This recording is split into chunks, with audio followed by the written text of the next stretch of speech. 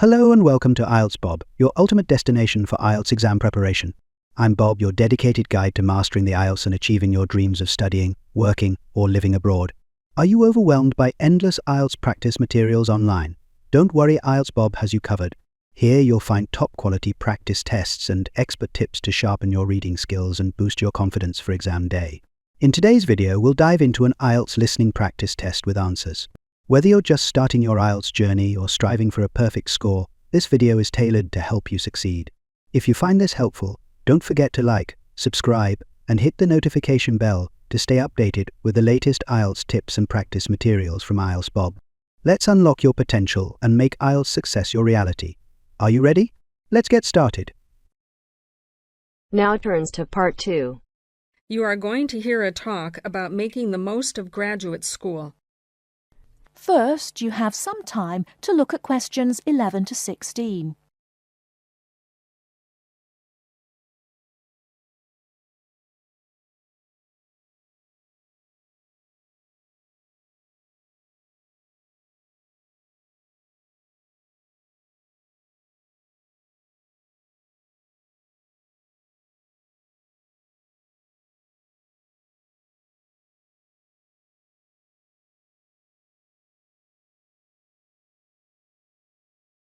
Now, listen carefully and answer questions 11 to 16.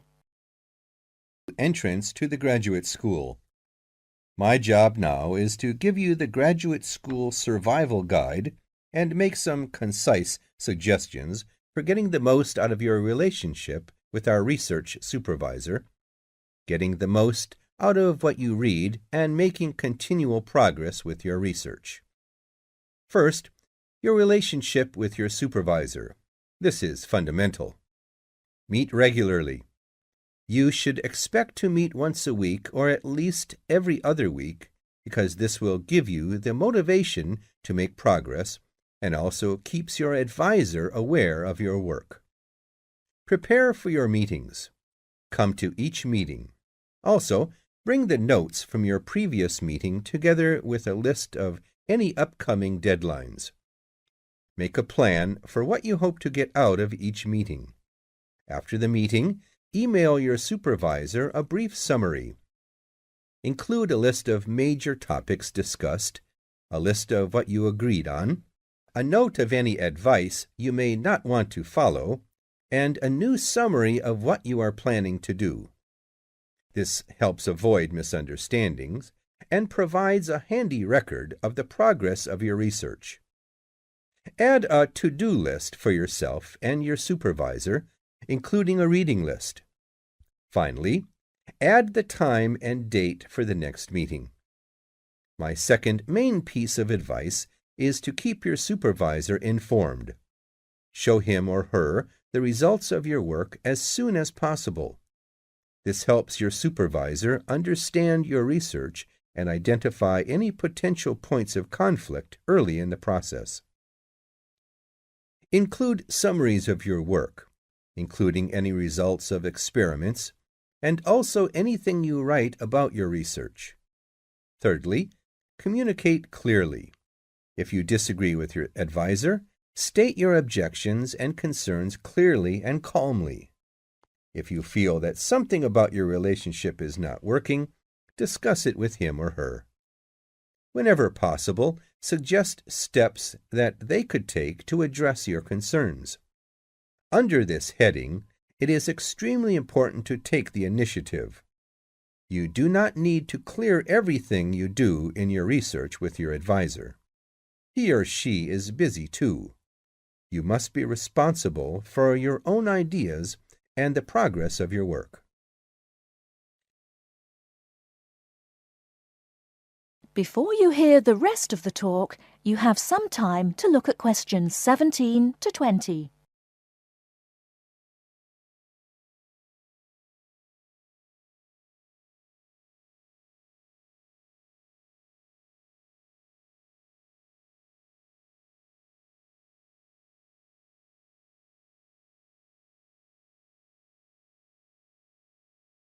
Now listen and answer questions 17 to 20.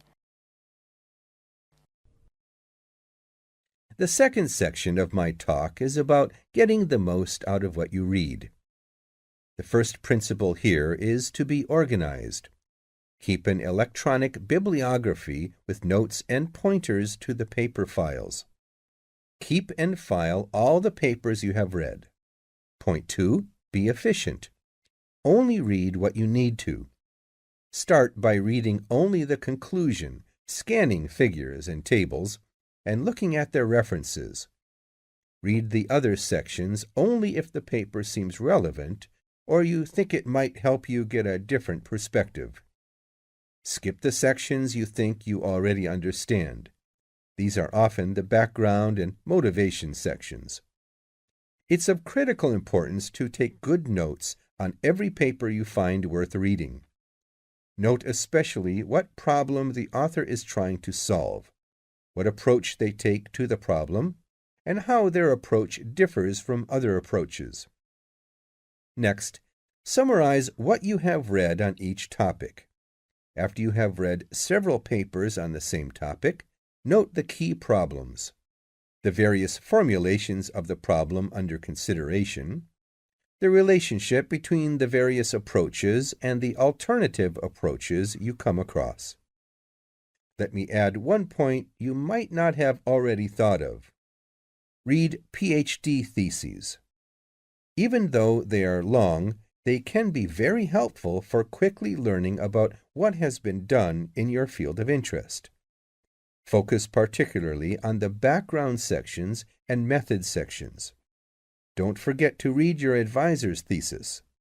This will give you an idea of what he or she expects from you. The third section of my talk is about making continual progress with your research. Keep a journal of your ideas. Write down every issue you are thinking about, even if you think it is stupid. This will help you keep track of your progress and keep you from going round in circles. That is the end of part 2. You now have half a minute to check your answers. If you enjoy this content, please like and subscribe. After subscribing, please leave a comment below saying subscribed, and we will respond as soon as possible. By subscribing, you're supporting our mission to help others achieve their IELTS goals. Thank you so much for your support.